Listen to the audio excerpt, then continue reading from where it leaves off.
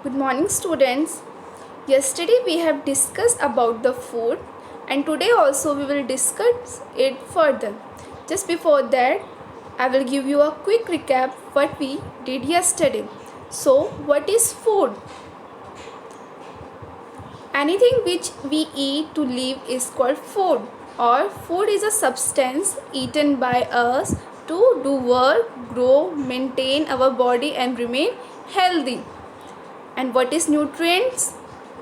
The substance that are needed to keep a living thing alive and to help it to grow. These substances are called nutrients. There are main 5 type of nutrients like carbohydrate, protein, fats, vitamin and minerals, and some other are roughage and water. Next one is balanced diet. What is diet? First of all, the food that eaten every day is called diet. And what is balanced diet? A diet that gives nutrient in the right quantities is called balanced diet. As you can see in the figure, there is a plate full of different food, different kind of food. There are vegetables, milk, meat, egg, chapati, soup, etc. So it means this is the food full of nutrient. So this called balanced diet. Here around the plate, breakfast, lunch, snacks and dinner are also mentioned. Means from the morning to evening you should eat variety of food which fulfill the needs of nutrient in your body. Balanced diet contain 4 group. Means your plate should be covered by all these 4 group. First one is protein group that contain meat, egg, fish, beans, nuts, peas, etc. Milk group, that is milk, cheese, curd, ice cream, etc. Vegetable and fruit groups, fresh vegetables and fruits. Cereals group, rice, bread, chapati, noodles, etc. These 4 groups together make your diet a balanced diet which fulfill your all the needs of nutrients. So, your food should have carbohydrate, fat, protein, vitamins and mineral, roughage in a right quantity and it's make a balanced diet. Now, you know that there are different groups of food, but you know that they all should taken in proper amount. Yes, all nutritions in right amount make a balanced diet. You can see here a pyramid which is divided into 4 groups. First one is grain group, then vegetable group and fruit group, then milk group and vitamin group, and the last one is fat and sweet group. You can see at the bottom there is cereal group, grain group, which cover large portion of pyramid.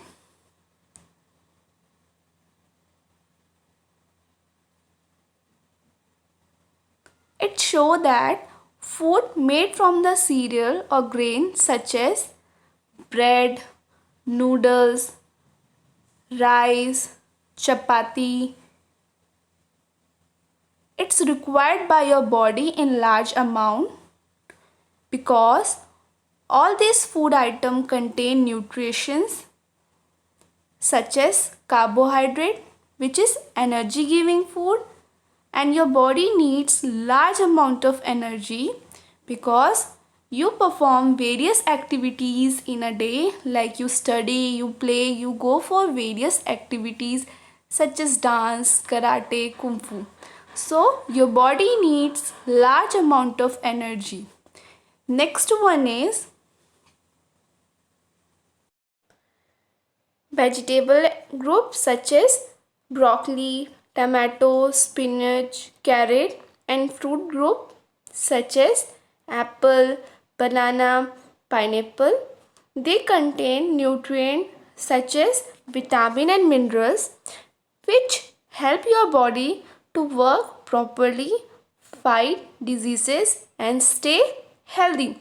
So, they are known as protective food.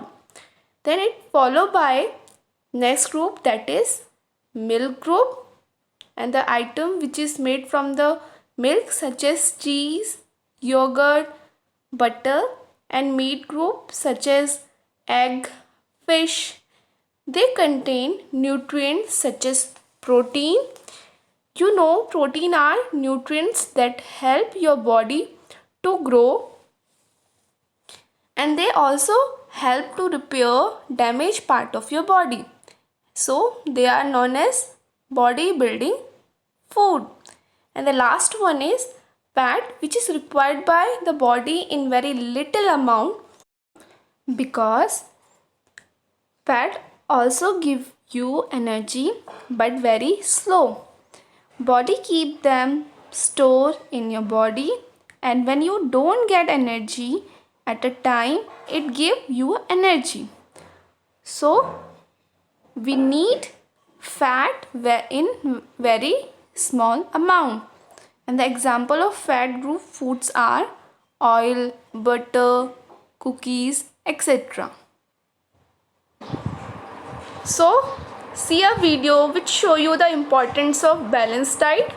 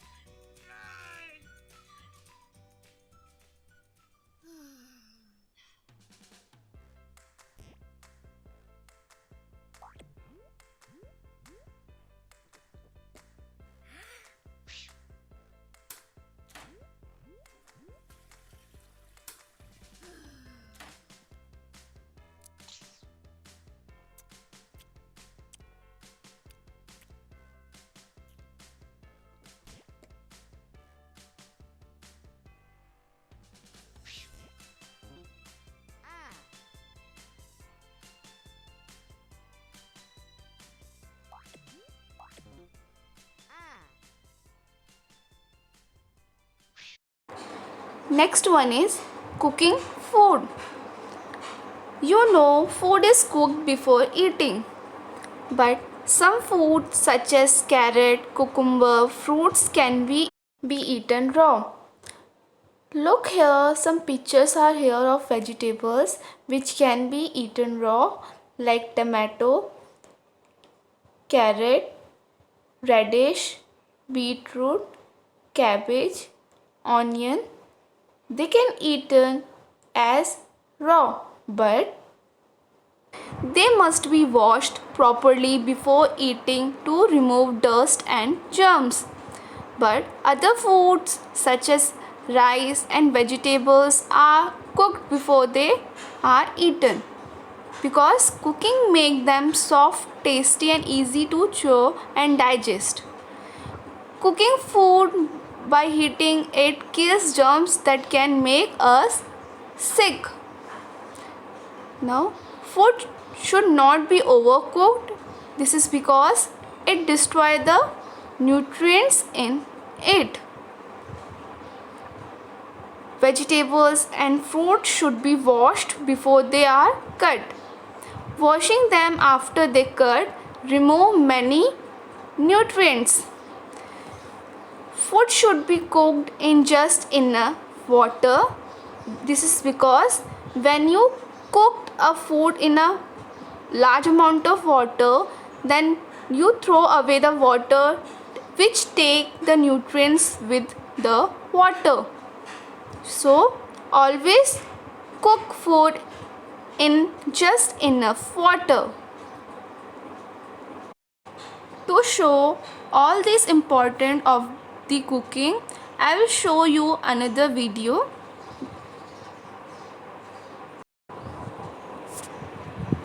Advantages of cooking food. First, proper cooking makes food more tasty. Second, cooking also makes food softer, tender and easy to digest.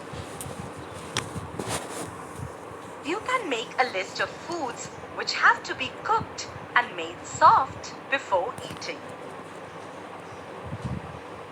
Third, some food items may contain germs.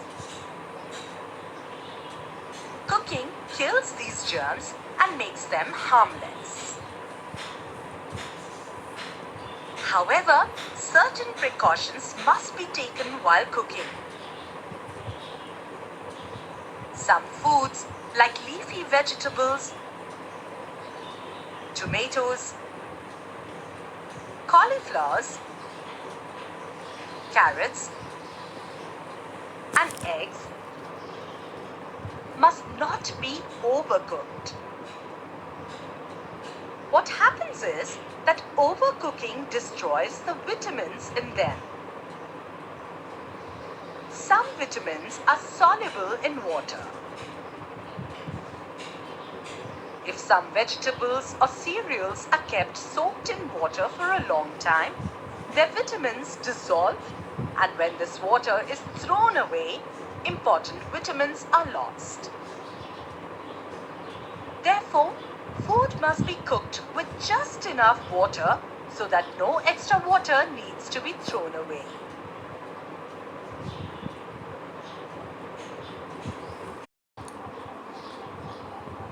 Next one is preserving food. If food is left out for a long time, germs start growing in it. The food starts rotting. Eating rotten food can make us sick. Food is therefore preserved to keep it from going bad. So there are many ways in which food can be preserved.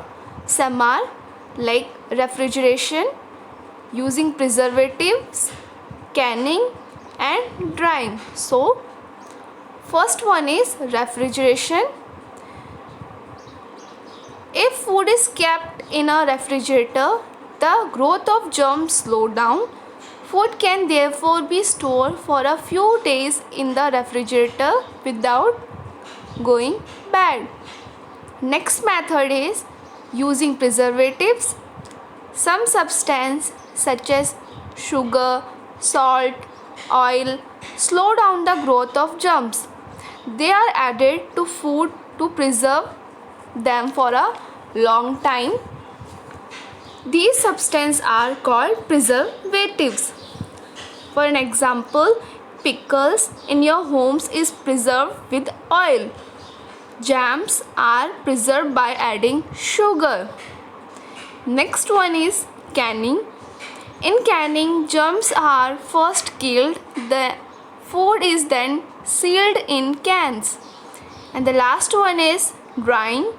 Water is removed from the food items to stop germs from growing. Let us talk about some methods to prevent our food from getting spoiled. We use refrigerator to keep vegetables, fruits and cooked food fresh for a long time. The food do not spoil as the coolness in the refrigerator does not let the bacteria grow. Mother Dairy uses pasteurization to prevent spoiling the milk. If we heat milk at 60 degrees Celsius and then rapidly cool it, it will not get spoiled. This method of preservation is called pasteurization after the name of its inventor, Louis Pasteur. Some fruits and vegetables can be kept for a long time by drying them. Drying is a method to remove water content from the food. Drying can be done by keeping the food in the sun. You must have seen potato chips made at home by drying them in the sun. Another method of preserving fruits and vegetables is to make their pickles. Excess salt and oil in pickles do not allow growth of bacteria. We also prepare jams, sauces and murabba from fruits and vegetables. In this way, seasonal fruits and vegetables can be preserved and used for a longer period. Cereals like wheat, rice and maize are stored in big containers or gunny bags. These containers are kept in a dry place. The food grains are dried before storage. The containers must also have airtight lids.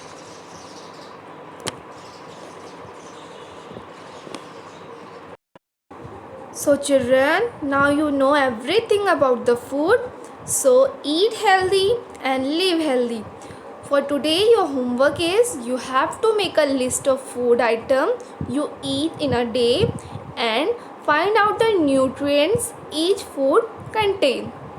Thank you.